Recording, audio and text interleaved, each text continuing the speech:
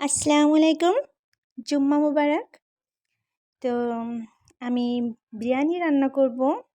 তো গরুর মাংস দিয়ে বিরিয়ানি রান্না করব। জাস্ট অসাধারণ লাগবে খাইতে। যাই হোক, শুক্রবার ছুটির দিন, সারা সপ্তাহ ব্যস্ত থাকা হয়, যেহেতু মাদ্রাসা সামলানো, ছোট বাচ্চাদেরকে পড়ানো, দেন টিউশন, সমস্ত কিছু করার পর বাসায় থাকা হয়। শুক্র শনি অফ ডে থাকে, তো চেষ্টা করি পরিবারকে নিয়ে একটু রান্না করে ভালোবাসা ভাগাভাগি করে নিতে। তো এটাই। আর যারা বাচ্চাদেরকে পড়ায় তারা জানে বাচ্চাদেরকে পড়ানো কতটা প্যারা, জাস্ট মাথাটা হ্যাং হয়ে যায়। যাই হোক, আমি চলে আসবো আমার প্রসেসে। তো আমি এখানে 1 কিলো গরুর গোশ নিয়ে নিব। নিয়ে নেওয়ার পরে আমি রসুন বাটা, আদা বাটা, পেঁয়াজ বাটা, দেন আমি এখানে অ্যাড করে দিব বিরিয়ানি মশলা, রাঁধুনি ইউজ করেছি। দেন নেওয়ার পরে আমি এখানে অ্যাড করে দিব টক দই। টক দইটা আমি নিজে বানিয়ে নিব। তো অ্যাড করে দেওয়ার পর জাস্ট এটাকে আমি ম্যারিনেট করে নিব। এ পর্যায়ে কিছুটা ভিনেগার অ্যাড করে দিব। দেওয়ার পর জাস্ট এটাকে সুন্দর করে ম্যারিনেট করে রাখবো। আমি এটাকে ফজরের নামাজ পড়ার পর ম্যারিনেট করেছি। তারপর আমি ফ্রিজে রেখে তারপর আমি 4 ঘন্টা পর আমি রান্নার প্রসেসে চলে আসছি। দেন এই পর্যায়ে আমি কিছুটা পেঁয়াজ কুচি কুচি করে কেটে নিব। নেওয়ার পর এটাকে আমি জাস্ট একটু লাল লাল করে আমি ভেজে নিব। যখন লাল লাল করে ভাজা হয়ে যাবে তখন আমি এখান থেকে কিছুটা পেঁয়াজ আমি উঠিয়ে রাখবো। দেন আমার এটা পরে লাগবে। যাই হোক, এটা আমার নেওয়ার পর বাকি যে পেঁয়াজটা ছিল আমি তার মধ্যে আমি যে ম্যারিনেট করা মাংসটা অ্যাড করে দিব। দেওয়ার পর জাস্ট এটাকে আমি রান্না করার প্রসেসে চলে যাব। দেন আমি এটাকে কষিয়ে নেব। অপর দিকে কিছুটা কথা শেয়ার করি। দেন আজকে জুম্মা দিন, শুক্রবার, গরিবের হজের দিন, দেন মুসলমানদের সবাই ঈদের দিন। যাই হোক, এটা প্রতিটা মুসলমানের ঘরে ঘরে মনে হয় ঈদ বয়ে এসেছে।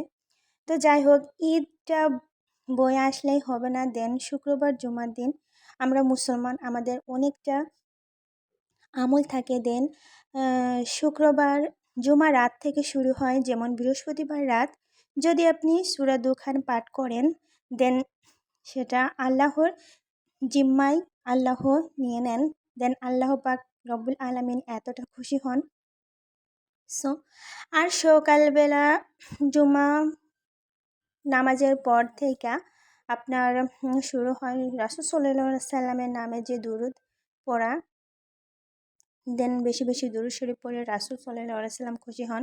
আসর বাদ একটা দোয়া আছে, আল্লাহুম্মা সাল্লি আলা মুহাম্মাদিন নিন নাবিয়্যিল উম্মি ওয়া আলা আলিহি ওয়া সাল্লিম তাসলিমা। এই দুরূদ শরীফটা যদি পাঠ করা যায় ৮০ বার, দেন রাসূলুল্লাহ সাল্লাল্লাহু আলাইহি ওয়াসাল্লাম ইরশাদ করেছেন যে এটা যে পাঠ করবে তার ৮০ বছরের গুনাহ মাফ হয়ে যাবে। দেন আমাদের তো ৮০ বছর বয়স হয় নাই, দেন তারপরেও এটা আপনার যত বছর বয়স সেটা গুনাহ মাফ হয়ে চলে যাবে আপনার পরিবারে। দেন মা বাবা ভাই বোন আত্মীয় স্বজন যারা মারা গেছে তাদের কবুল হবে। দেন সুবহানাল্লাহ।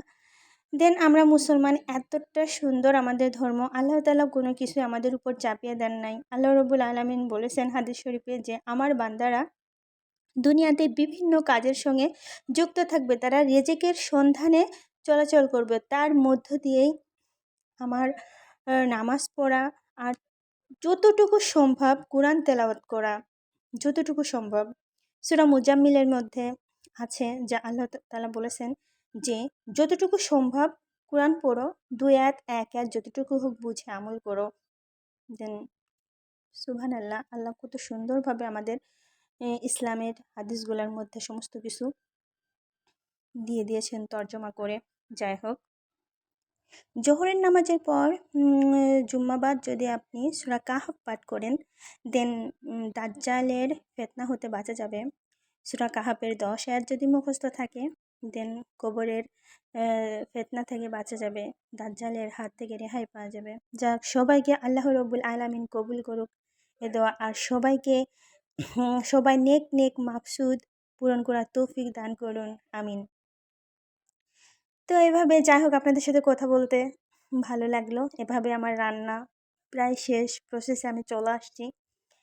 দেন আমার যখন রান্নাটা হয়ে আসছে, ইতিমধ্যে আমি সমস্ত রান্না প্রায় সব কিছু অ্যাড করে ফেলেছি কথা বলতে বলতে। যাই হোক, আমি যে পেঁয়াজটা রেখেছিলাম সেটার মধ্যে আমি কিছুটা চিনি আমি দিয়ে গরম গরম এটাকে আমি গুঁড়া করছিলাম, সেটা আমি এই পর্যায়ে অ্যাড করে দিয়েছি।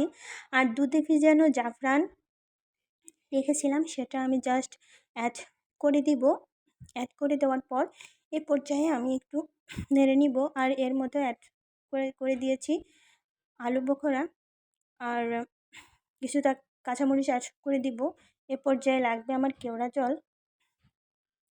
দেন এটাকে আমি জাস্ট দেওয়ার পর এটা সুন্দর একটা ফ্লেভার আসবে। আর নামানোর আগে জাস্ট একটু ঘি দিয়ে দিব, জাস্ট অসাধারণ একটা স্মেল। দেন এতটা স্মেল আসতেছিল, আলহামদুলিল্লাহ সমস্ত প্রসেস শেষ করে আমার রেডি হয়ে গেছে আমার বিরিয়ানিটা। জাস্ট অসাধারণ একটা লুক হয়েছে, দেখতে পারতেছেন। তো আমি এখন আমার বিরিয়ানিটাকে আমি সার্ভ করে নিব। তো কতটা ঝরঝরা হয়েছে, আলহামদুলিল্লাহ আল্লাহ পাকের ইচ্ছায় অনেকটা সুন্দর হয়েছে। তো এ পর্যায়ে আমি কিছুটা খেরা পেঁয়াজ দিয়ে আমি জাস্ট একটু ডেকোরেশন করে নিব। তো এভাবেই, যদি আপনাদের ভালো লাগে আমার পেজ, অবশ্যই সাথে থাকবেন, অবশ্যই সাপোর্ট করবেন। দেন সবাই সবার পাশে যদি থাকি, আলহামদুলিল্লাহ আল্লাহ পাকের ইচ্ছায় আমরা অনেক দূর এগিয়ে যেতে পারবো, এটাই আর কি। আর সবাই সবার জন্য সাপোর্ট একান্ত প্রয়োজন। দেন ভালো লাগলে অবশ্যই লাইক দিবেন, কমেন্ট করবেন। ভালো থাকবেন, সুস্থ থাকবেন, আর আল্লাহর বিধান মতো চলার চেষ্টা করব। আল্লাহর ফরজ নবীর সুন্নত মেনে কাজ করার চেষ্টা করব। আল্লাহ হাফেজ, আসসালামু আলাইকুম।